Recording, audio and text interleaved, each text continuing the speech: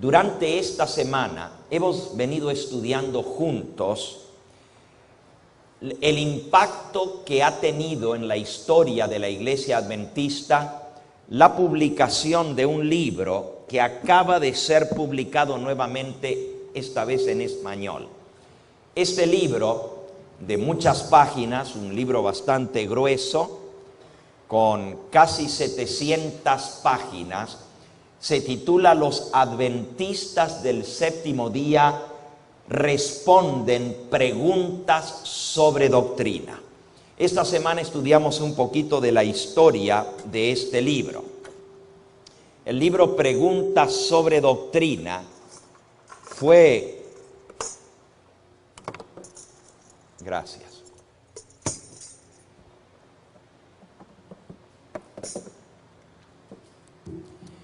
El libro Preguntas sobre Doctrina fue el resultado de un diálogo que tuvieron dirigentes de la Iglesia Adventista en la década de los 50, fines de 1950, o sea, hace 50 años atrás. Un diálogo entre adventistas y evangélicos protestantes. Contamos un poquito de la historia de este libro. Ciertos líderes prominentes del mundo cristiano pensaban escribir un libro en contra de la Iglesia Adventista del Séptimo Día, presentándola, como lo habían hecho ya en muchas ocasiones, como una secta, como una iglesia que se ha apartado del Evangelio, como una iglesia falsa. Y esto éramos atacados por mucho tiempo de ser una secta. Los dirigentes evangélicos vinieron a hablar con los hermanos adventistas porque querían recibir de primera mano la información de qué realmente creían los adventistas.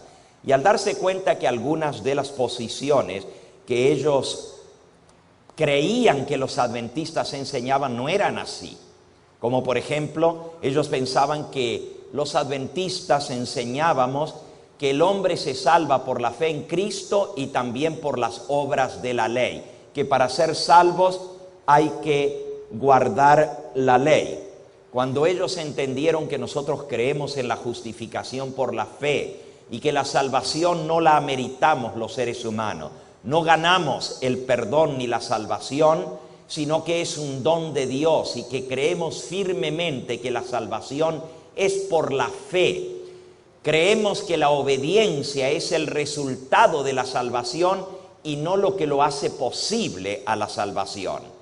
No nos salvamos por las obras, sino por la fe en Cristo. Esa fue una de las posiciones que les sorprendió. Y luego, investigando un poquito más nuestra doctrina, dijeron, bueno, esto amerita que nos sentemos con ellos y discutamos también otros puntos de doctrina.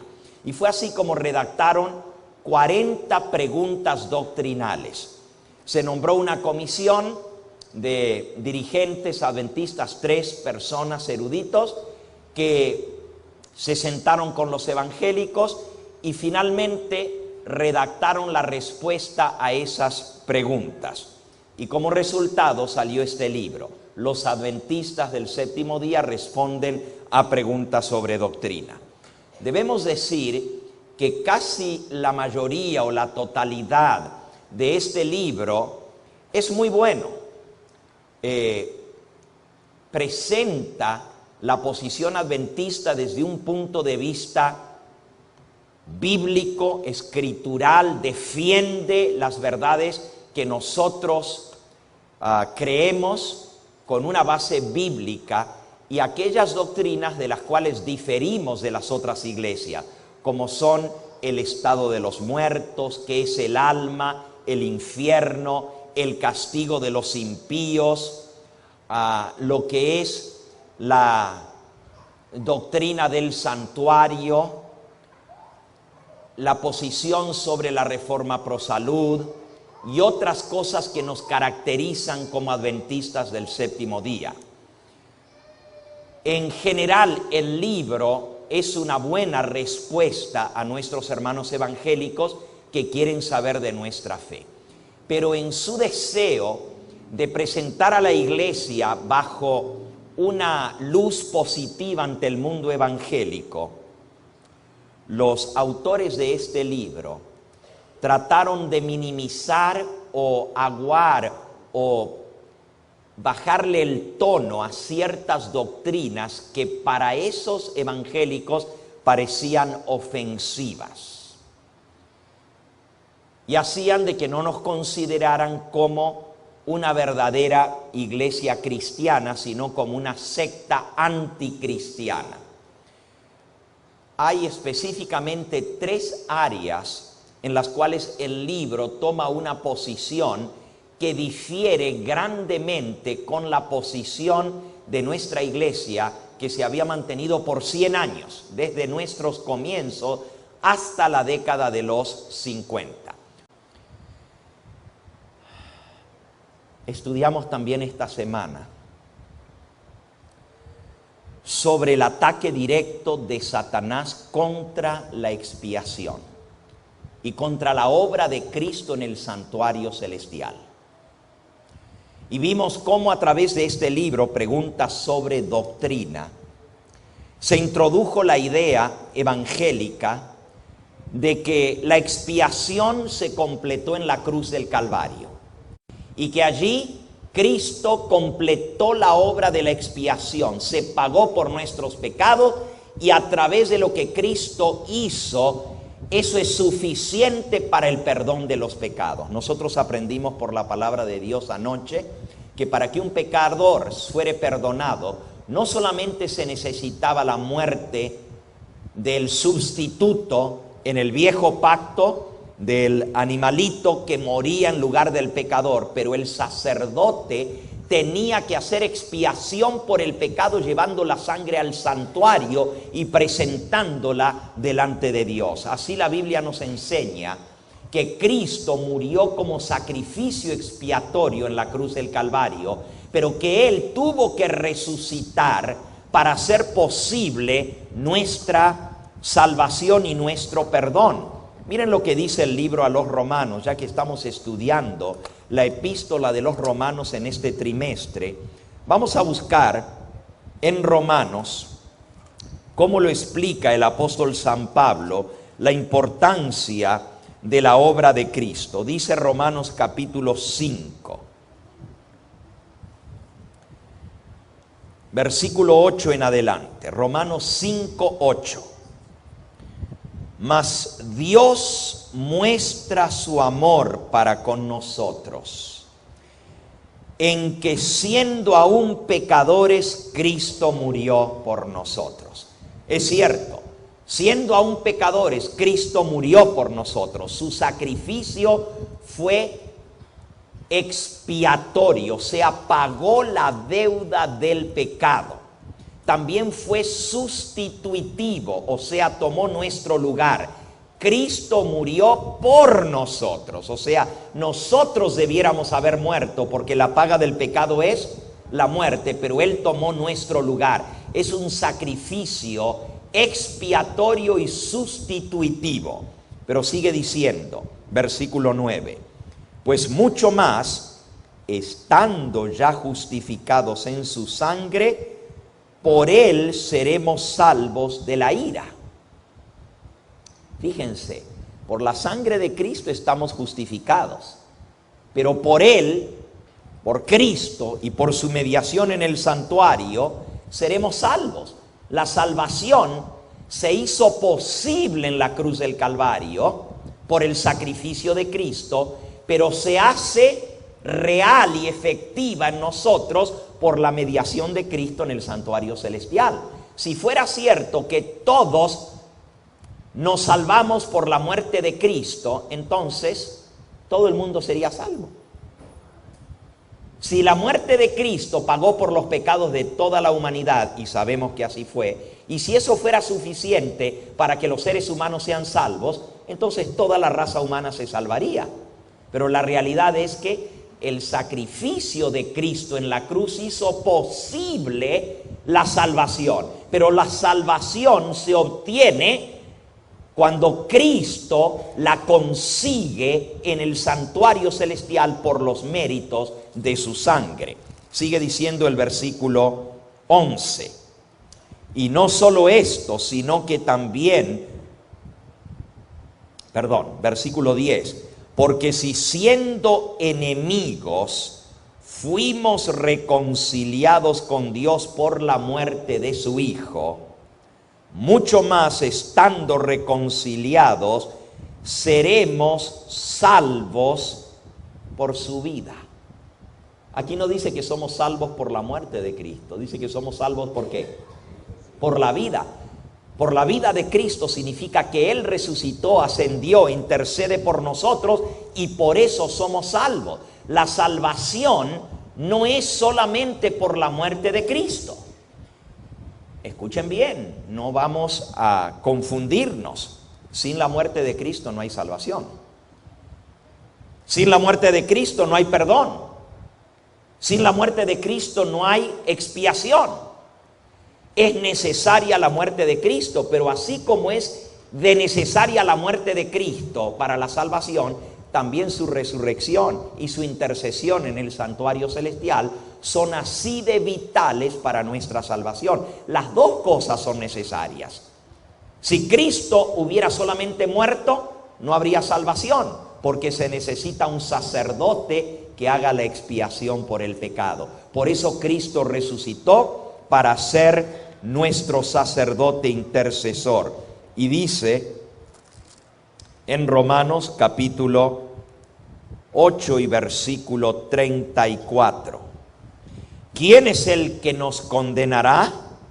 Cristo es el que murió, más aún el que también resucitó, y el que además está a la diestra de Dios, y el que también intercede por nosotros. Así que, hermanos, para ser salvos no solamente se necesitó la muerte de Cristo, sino también su resurrección, su ascensión al cielo a la diestra de Dios donde está, y su intercesión por nosotros. Todo esto es vital para nuestra salvación. Al declarar que la expiación del pecado se concluyó en la cruz del Calvario, estamos negando todo lo demás que sigue en la obra de Cristo en el santuario celestial. Y decir que la expiación terminó en la cruz y se completó en la cruz, es decir, que en 1844 no hay expiación que se está haciendo. Y si no se hizo expiación de 1844 en adelante, sino hace 2000 años cuando Cristo murió hizo la expiación por el pecado, entonces ¿qué sentido tiene el adventismo que dice que Cristo está haciendo la purificación del santuario y la expiación por el pecado ahora en el cielo? Estamos entendiendo cuán importante es entonces, y este cambio que se introdujo solapadamente en el libro Preguntas sobre Doctrina es un cambio muy grave, y por eso vimos cómo el pastor Andreasen defendió tremendamente la posición histórica adventista en contra de esta desviación. Le costó sus credenciales ministeriales y aún su vida. Pero gracias a Dios, sus libros han permanecido y nos ayudan a entender lo que es la expiación. Por supuesto, el espíritu de profecía, si no hubiera sido minimizado, también nos daba la misma base. Elena de White declara en El conflicto de los siglos que es tan vital para nosotros la intercesión de Cristo en el santuario celestial como lo fue su muerte en la cruz. Lo uno sin lo otro no vale nada. Fíjense, si Cristo hubiera muerto pero no hubiera resucitado e intercediera por nosotros, de nada valdría su muerte en la cruz. Y si Cristo no hubiera muerto en la cruz, de nada valdría su intercesión, porque no tendría nada para ofrecer en expiación. Las dos cosas son necesarias, su muerte y su intercesión en el santuario celestial. ¿Cuáles son los efectos de negar la expiación en el santuario celestial? O sea, de minimizar esta doctrina tan importante para nosotros. las consecuencias de rechazar la expiación final en el santuario celestial y decir que la expiación terminó en la cruz del Calvario. En primer lugar, estamos rechazando los tipos del santuario en el Antiguo Testamento, como tipos del santuario celestial. Al decir, en la muerte de Cristo se cubrió o se terminó la expiación, entonces ¿de qué sirve todos los tipos del santuario que mostraban cómo los sacerdotes ministraban todo el año, pero una vez al año entraban detrás del velo? Si Cristo, desde que subió al cielo, entró detrás del velo a hacer la expiación por nuestros pecados, entonces no tiene sentido los tipos del Antiguo Testamento del santuario. Podemos borrar todo lo que es el antiguo pacto y no tiene simbolismo para nosotros. ¿Para qué Dios establecería ese pacto si no se cumple en la realidad? Esto es muy grave porque es negar todo el Antiguo Testamento en lo que respecta a la salvación. El segundo efecto de rechazar la expiación final de Cristo es rechazar la realidad de un santuario celestial. O sea, los que niegan la expiación final de Cristo dicen, el cielo es el santuario. No hay un santuario real en el cielo que tiene un lugar santo y un lugar santísimo. Por ejemplo, el pastor Desmond Ford, pastor adventista que apostató en el tema de la expiación, allá por la década de 1980, hace unos 30 años atrás, el pastor Desmond Ford negó que hubiera un santuario real en el cielo. Dicen, ¿cómo es que Dios va a estar metido en un edificio de paredes en el cielo? Si Dios no tiene que habitar en una casa en el cielo. ¿Y cómo va a ser eso de que tiene dos compartimientos, un lugar santo y un lugar santísimo? Eso es ilógico, eso es ridículo pensar que Dios se tiene que mover de un salón a otro salón para la obra de expiación. Todo el cielo es la morada de Dios. Él no está metido en cuatro paredes. Eso niega lo que enseña la Biblia con respecto al templo celestial, al lugar santo y al lugar santísimo.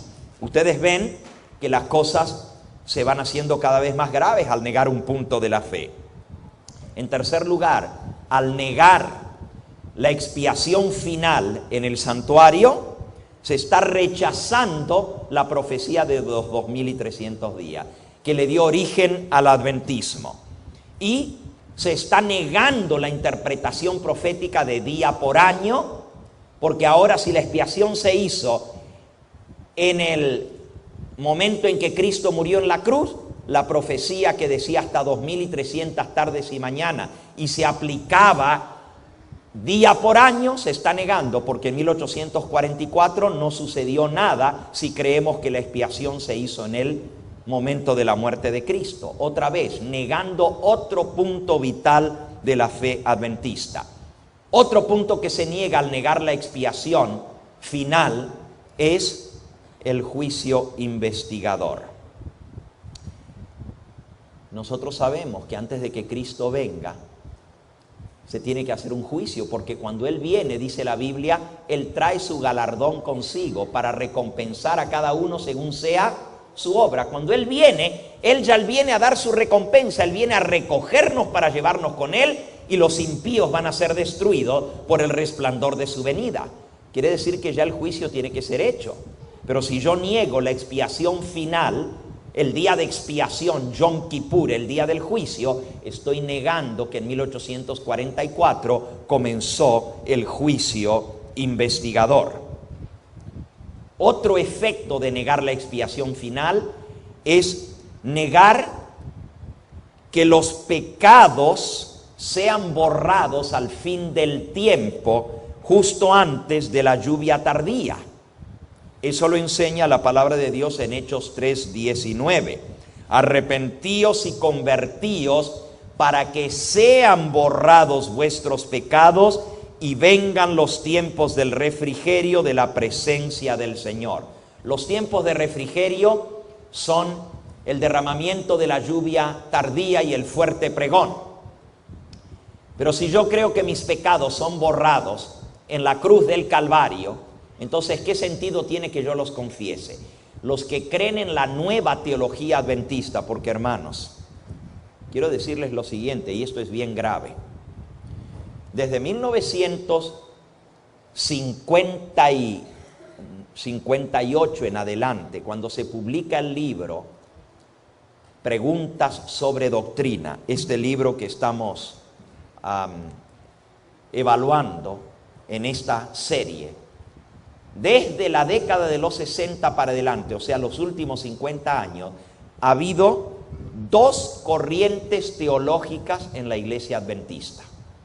Una se conoce como el adventismo tradicional o el adventismo histórico o simplemente adventistas del séptimo día como siempre hemos sido.